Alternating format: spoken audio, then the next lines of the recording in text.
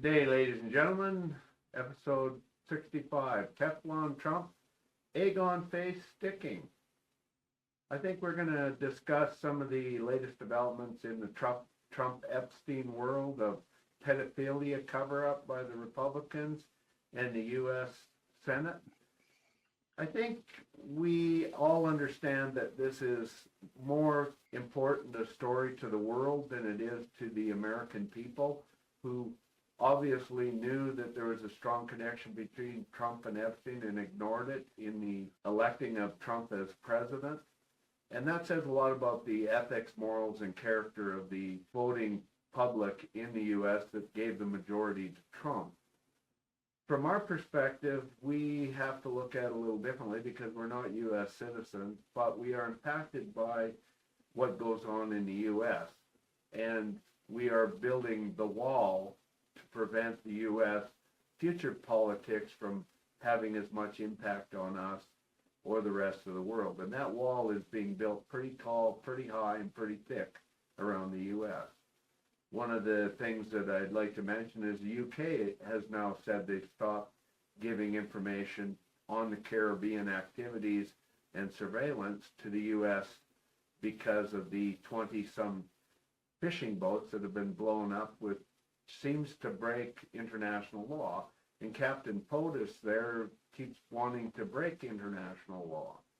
He's moved the largest ship into the Caribbean, the Gerald Ford, and it has a bunch of capability that is only used for landing missions per se, and there's a claim to be 12,000 troops ready and in the area of Venezuela. So keep your eyes open. This is going to be a developing story as Trump tries to deflect on the Epstein release files in the U.S. and is falling from grace of the people in the U.S. Do you have anything to add to the release of Epstein emails from his estate? Well, what's apparent is that Trump knows that there's something in those files that he wants to hide, and if there wasn't, he would have released that information a long time ago. And people keep pressing for it, and he keeps throwing up one distraction after another, after another, after another. You know, the bombing of Iran, and a distraction. The assassination of an Iranian general, a distraction. The bombing of Hutus, a distraction. Moving ships to sail off Venezuela, another distraction. I think the egg is starting to stick to his face when the Epstein estate released some pretty damning contradictory information to what Trump had been promoting for 6-7 years. So that's got to stick to his face. He might be Teflon Trump avoiding, the law, but this looks like it's sticking and sticking hard. I can't see anything sticking to Trump very long. He controls the Supreme Court. He controls the Congress. He controls the Senate. Nobody is going to stick anything on him. You figure money still rules the justice system and politics in the U.S. Well, look what he's doing. He's going after Jack Smith. He's going after everybody that was involved in the investigation where he tried to overturn the election. He pardoned the criminals that were involved in attacking the Congress. He got away with all of that. Well, let's look at what Jack Smith has said last week. He said, if you're going to accuse me of wrongdoing investigating a convicted felon, which Trump is a convicted felon, there's no doubt that he does criminal activity. The latest thing was on politics was that Jack Smith asked Congress and the Justice Department to allow him to testify publicly. What a great tactic. We all want to know what he has to say and why he investigated and why he recommended charges against Trump. And the only reason those charges were dropped was Trump became president. And when Trump no longer is president, those charges can be brought against him. So there's some interesting things that Smith can bring that I think the general public in the U.S. and the world would be interested in hearing about the conduct and whether laws were broken by Trump, which it seems pretty sure that Trump did break laws. So Trump would like just as much as anybody else to prove his innocence, right? So why not have Jack Smith do a public hearing before the Senate and the House? It would be very, very appropriate, and it would be good to hear from the prosecutor and why he thought these charges were a slam dunk against Trump. And he does believe that Trump would be convicted if it went before a court. So this adds a lot of twist into what's really going on in the U.S. I don't know, when you start going after comics like Colbert and Kimmel, you're trying to stifle free speech. He was criticizing the Europeans for stifling free speech, and he's the one doing more stifling than anybody. I don't think anything Smith has to say is going to stick to Trump. Even if you look at Trump's history in litigation, he's managed to stretch out various charges over 8, 9, 10 years. By the time somebody gets around to looking at it, they've forgotten why they bothered, right? It's insane, absolutely insane. Well, let's look at what made Trump is almost as important as looking at what's going on in the Epstein file. I mean, Trump was a silver spoon baby that had daddy's money, and he had a lot of trouble having viable businesses and did a lot of bankruptcies. How do you lose at a casino? I mean, that's totally unfathomable by me. I can't see how you can lose money at a casino. But Trump is a product of media sales. And by that, I'm trying to say that Trump, when he did The Apprentice show, learned how to manipulate soap opera media on top of his natural ability to grift and sell concepts to dupes or people to invest with them, that most of them lost all their money. So what happens is you create a guy that has the knowledge to get the media attention. And we've always wondered why the media doesn't attack Trump like anybody else is attacked. And it boils down to money, folks. The media, social media, or general media at large make a lot of money off of Trump and his ability to sell soap opera stupidity to the masses as he's doing it. So by this, it's a great art of being a con man to con people out of money or con them into investment. And that con is a loose term for just making them part with their money. Tell them what they want in absentia of facts supporting it to make sure that they hand over their money to you and whatever you sold them on. And that's what Trump has become an expert at. And the media ignores all these other controversies because they get to make advertising money off of the stupidity Trump can produce on a daily basis. And you'll notice he always sticks with about 6 concepts or to a dozen concepts that inflate the media to get revenue because people will pay attention to soap opera things. And one of them is the blame game. I mean, Trump is notorious. That's his go-to cliche is you got to blame somebody else. So in the soap opera politics that Trump has designed, categorized, and become the master of, the blame game is the number one. The second most important thing that Trump does is he always wants to inflame hatred, because hatred is one of the most motivating factors of people to do what they may or may not normally do. And of course, that hatred is always based to racism or people that should be beneath you. The poor should not have the same access to stuff as you. Your color of your skin should say you're less a person than me. And those type of hatred propaganda is what Trump is a master at. And he knows there's some backlash, so he can't come out and blatantly say he's racist. So he does like, oh, we're going after drugs. But it's the Latinos that are the drug runners. So he's got this art of the scam down perfect. And the media loves it because it is an ongoing perpetration of sales for media. People get up in the morning and want to hear what's the latest thing that Trump is saying and affecting their lives. And when you think about it, the media would be dead and broke without Trump being president. There would be nothing to report on. Sleepy Joe Biden was a moniker by Trump because Sleepy Joe meant that there was no news going out, so he was pandering to the media to say, if you support Joe Biden, you're not going to get all this sensationalism and media coverage that I can bring you. And when we're understanding that ideology, the sales, the grip, the telling a story, selling a concept and closing the door behind you when you've achieved your goal is what Trump's a master of. And the news makes nothing but money of it. So to expect fair media on Trump, you're never going to get it. And that's killed the credibility of journalism around the world, is because they are looking for sensationalism to sell, to bring in revenue. And of course, the wealthy are the ones that spend the money on the media, and they love it. So they're backing Trump with their money because Trump is giving them tax cuts. So we get back to what's going on with, Jack Smith and the charges and the Epstein files.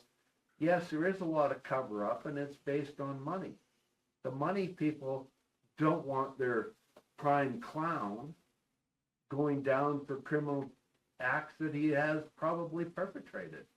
And the money people are changing how politics are being governed. And I think when we're done with the Trump era of stupidity in money manipulated clown shows of soap opera politics, we will do like a few European countries have and say that the media does not get to influence the outcome of elections.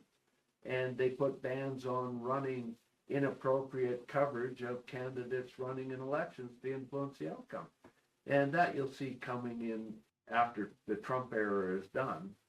I'm not sure what's going to bring about the Trump era, but I do believe he's had at least a dozen acts that would normally impeach a president, and he is not even being impeached.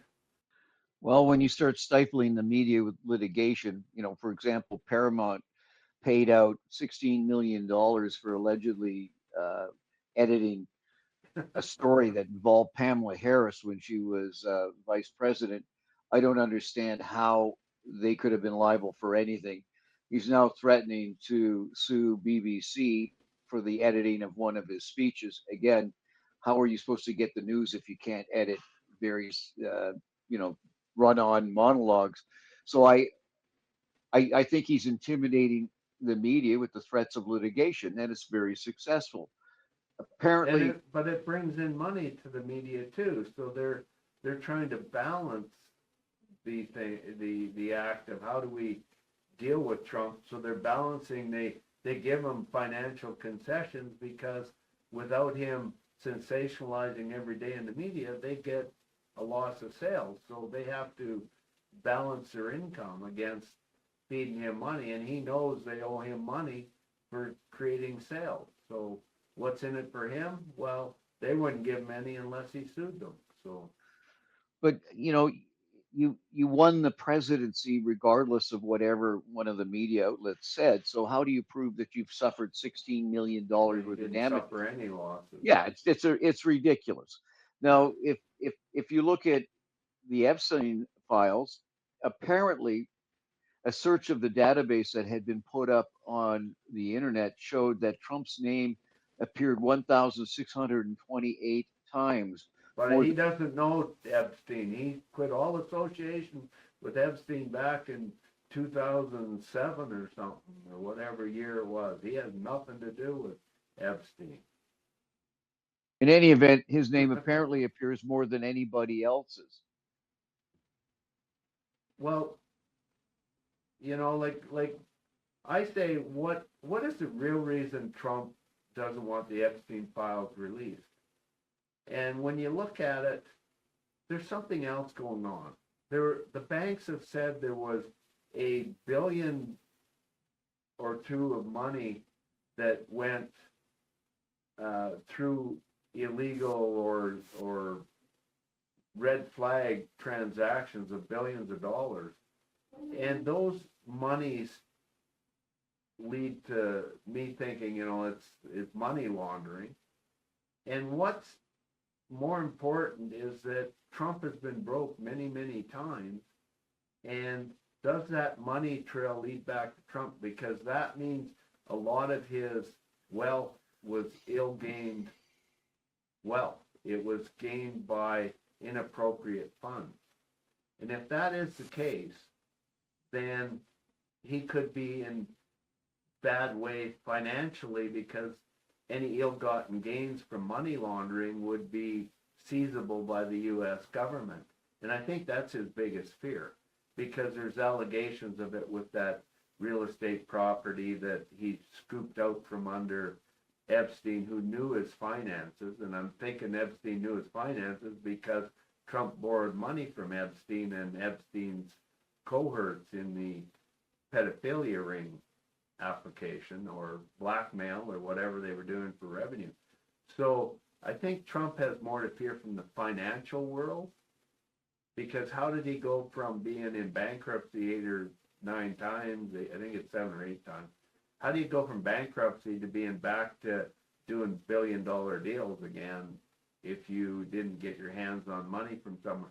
Then there's the association to Putin, and in these Epstein estate releases, there's a lot of talk where Epstein is consulting with the Russians on how to deal with Trump, and even alleges that the Russians have photos of Trump and videos on Trump. So is Trump an agent of Russia?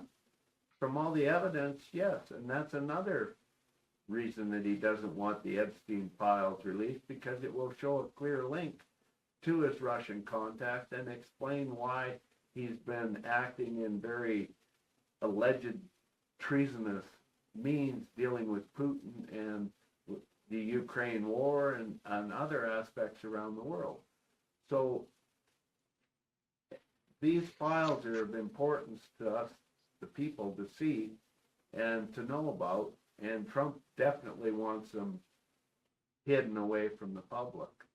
He's even fighting with his own mega superstars. Marjorie Taylor Greene is insisting that the files be released. And he says that she's no longer considered mega, she's a traitor. And according to some reports, that label puts her life in danger.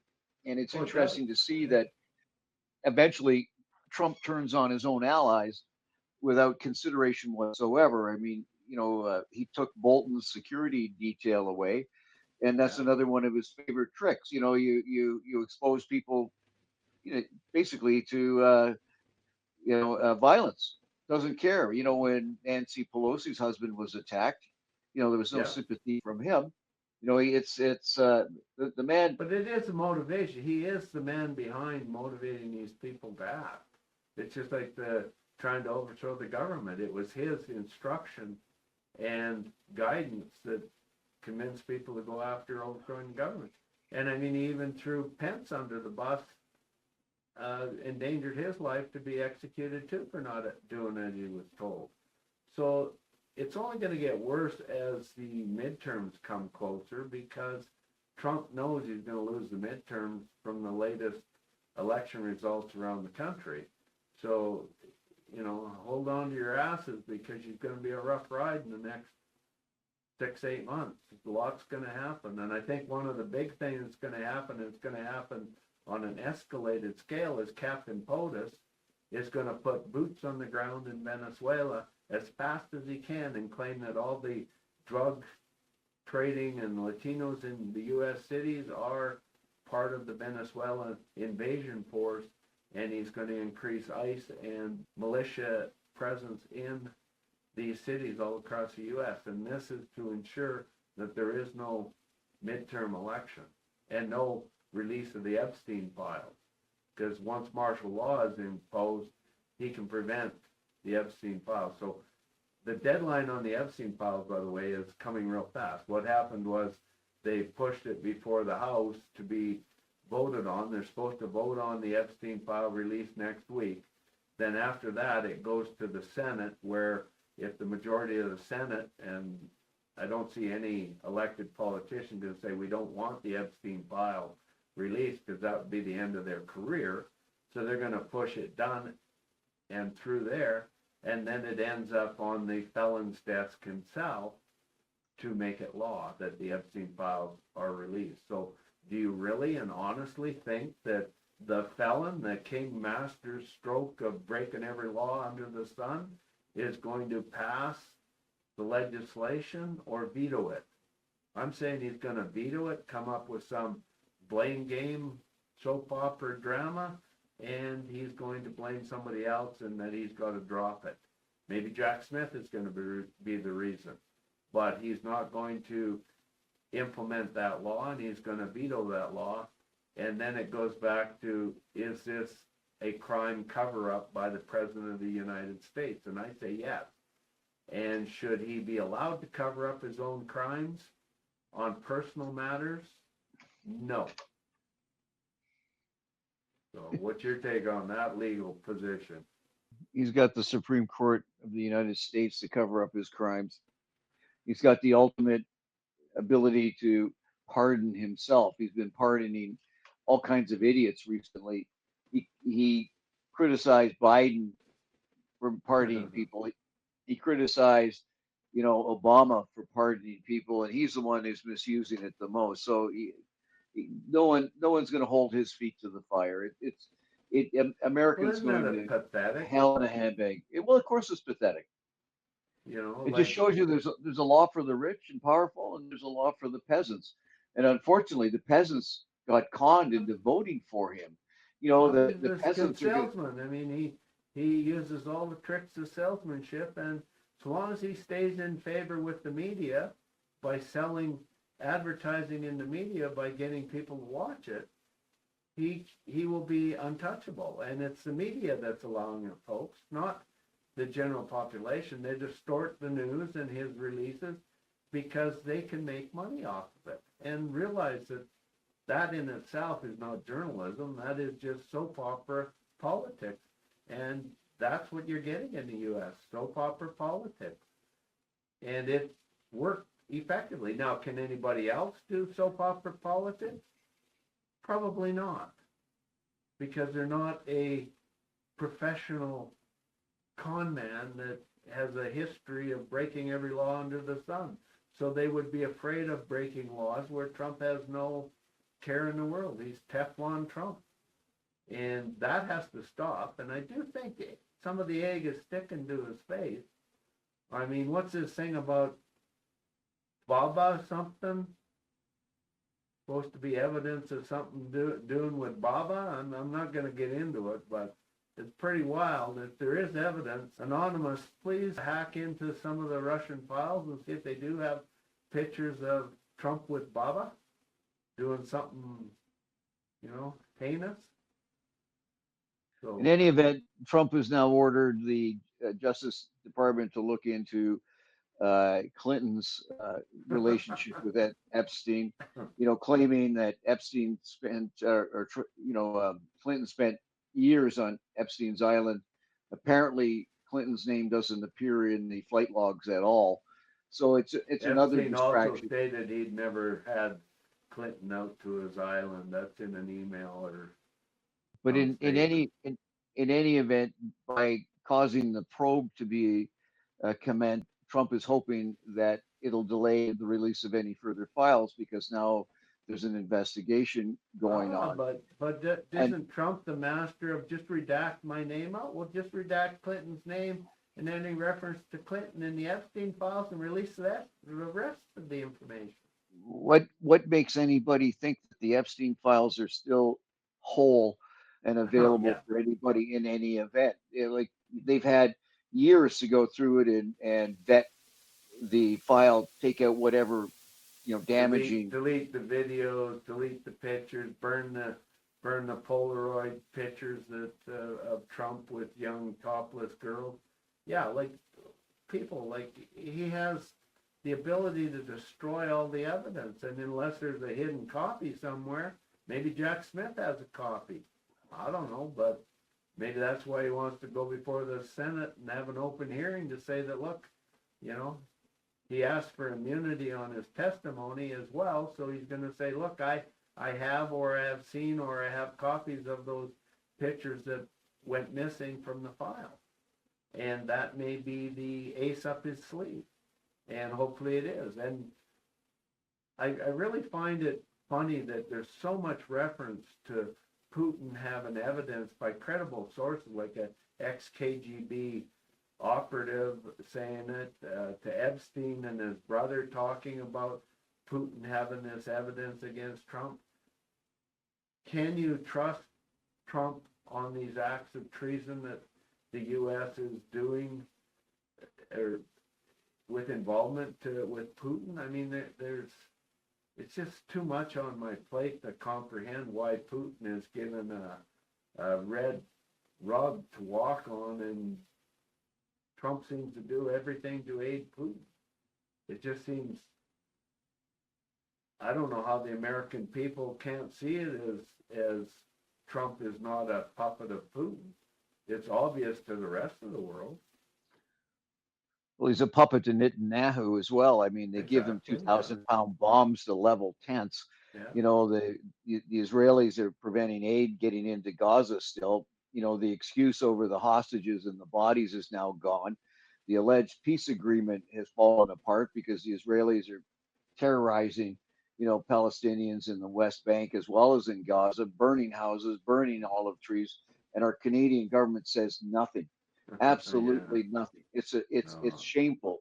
I gotta. Weren't you saying that somebody was pulled over at the airport in Canada and interrogated for 4 hours? Yeah, UN, a former UN representative, I think he's 95-year-old man. Apparently, they considered him a threat to national security, which is absolutely ridiculous. And it's the type of thing that kind of gets buried in the news. Yeah, I never heard of it. The guy's name is Richard Falk. And just to give you some examples, he spent years at the United Nations, the International Court of Justice, and the International Legal Tribunals, hammering out, you know, deals between other individuals and countries with respect to human rights and that sort of thing. He's 95.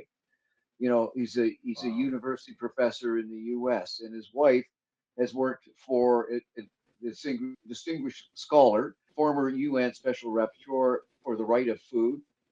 How can these people be considered threatening? And apparently in the 4-hour interrogation, they were asked questions like, what exactly will you be saying about Israel in Ottawa? Why did your UN reports criticize Israeli military actions?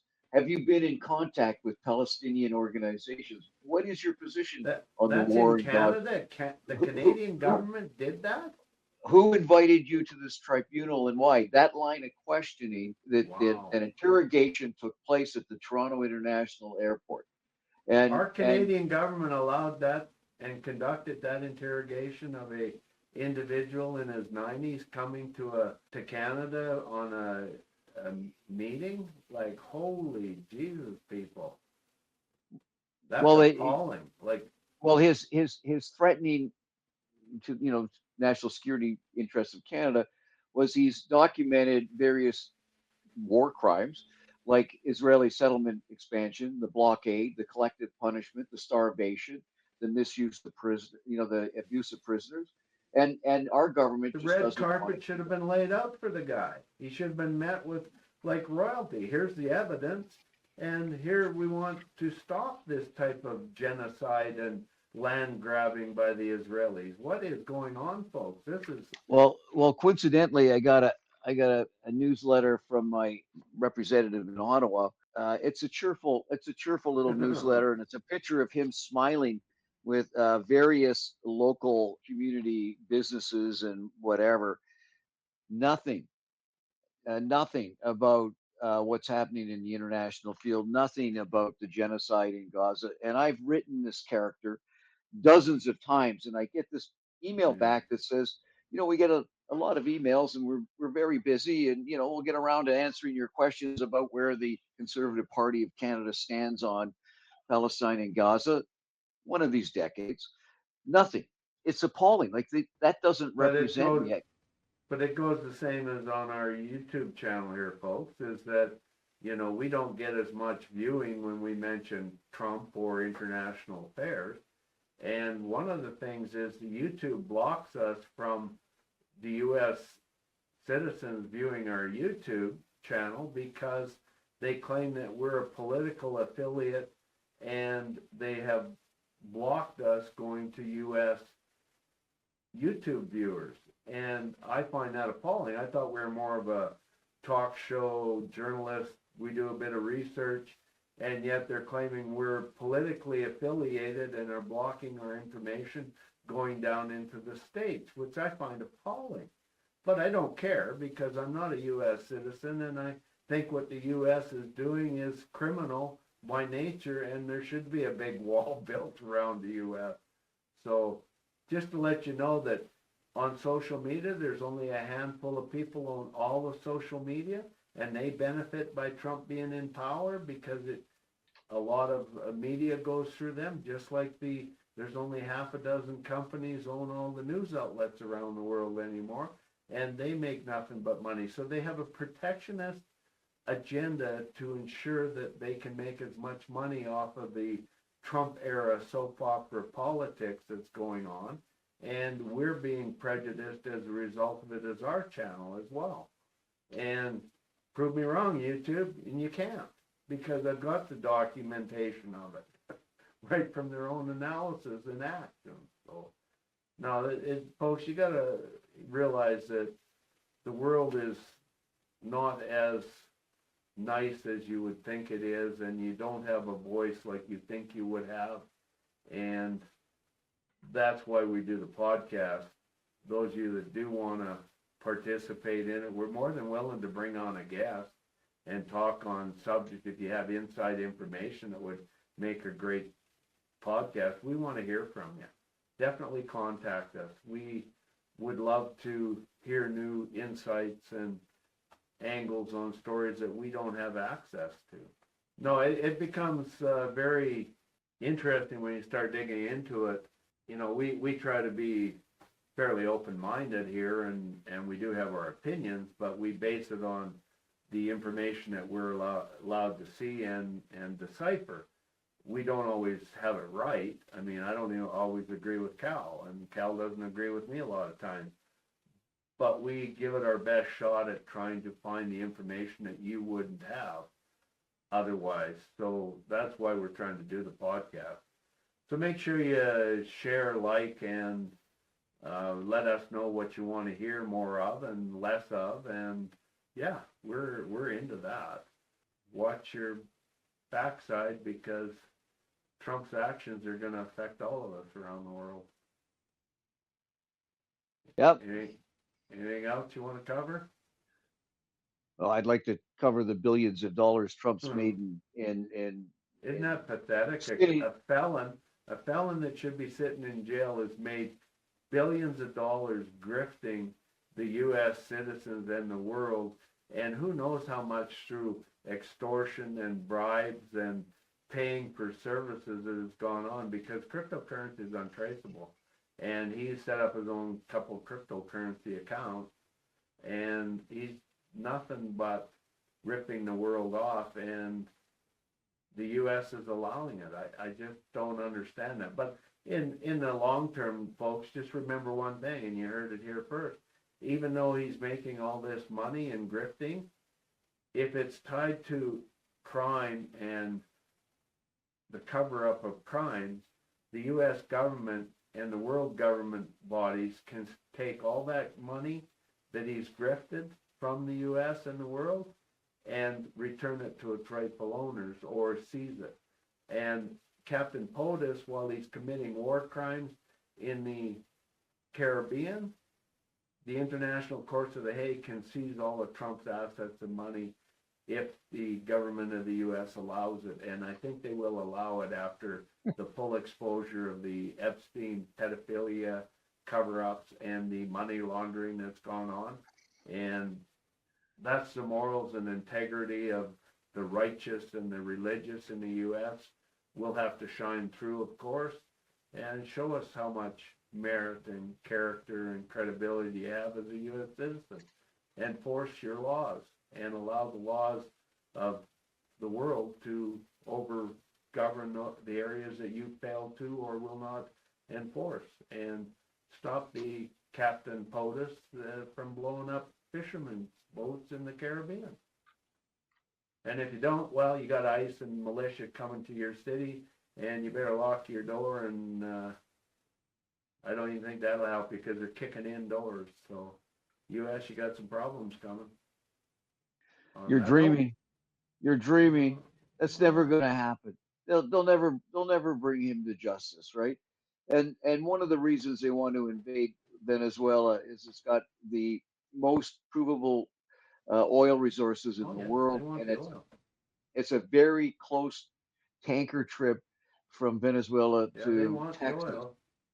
And recently, Iraq has seized a tanker off of Iran, not Iraq. The Gulf. Yeah, Iran. sorry, Iran. Yeah, seized a tanker, and 20% of the world's oil passes through that strait. So to avoid all of that, America would love to have a quick trip to Venezuela to dip the dipstick. Oh, yeah. No, it's obvious, right? Oh, The yeah, Strait of Hormuz is too dangerous for them, and they can't depend on Israel anymore to govern it for them. You know, the Iranians showed that they can fight back. Yeah, well, you know, it's Colombia and Venezuela are on the target, and they're going to happen. My prediction is going to happen within weeks because of the escalation of the Epstein file release. So he's got to do something major, and that's it. And unfortunate, folks, but that means there's going to be war on the streets of the U.S. because every Latino is going to be claimed to be part of the drug cartel that's ground forces in the U.S. cities, and therefore it's a full-blown war against Venezuela and Latinos, no matter where they're from. It doesn't matter where you're from. You're brown-skinned and speaking Latin, you're the enemy of the state, and Trump's going to be coming for you. So just heads up. I hate to see it happen, but everything point in that direction, and I can't see it unless the U.S. citizens get some kahunas and stand their ground and protect their values. But they've already shown us what their values and morals are, so I don't see much hope in it. Just like you, I'm an optimist. I hope that there is a wake-up call when the Senate and the House of Republicans rally and bring down this tyrant, but they show no actions in that direction at all, which is, I don't even understand why he hasn't been brought down already for half the acts he's done. So, I guess on that note, we'll talk to you later. Okay, take care. Bye. Bye. Subscribe to the channel, give us a like, and please share the video. Don't be afraid to share this commercial with your friends too.